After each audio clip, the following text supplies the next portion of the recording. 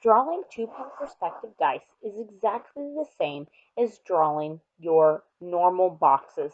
These just happen to be under the horizon line.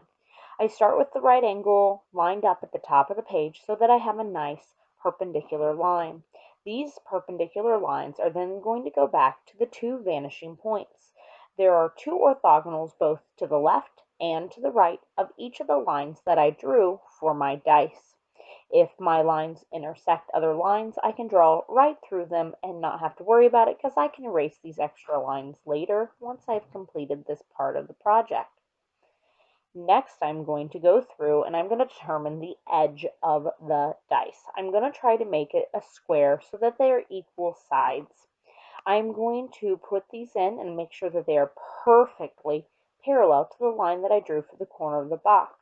Once I have put this in, I'm going to go ahead and I'm just doing the same exact step on the other dice because I think I like to do them at the same time, but that is a personal preference.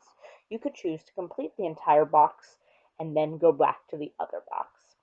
Now that I have determined the edges of my box, I'm going to erase a few of these extra orthogonal lines because I found that they're getting in my way and they're making it a little bit hard for me to see what is going on because they did intersect one another. For the last part of the actual box, I'm then going to take my ruler and connect the edge of the box with the opposite vanishing point, which is the exact process that I followed when I did the boxes on my previous page of this packet.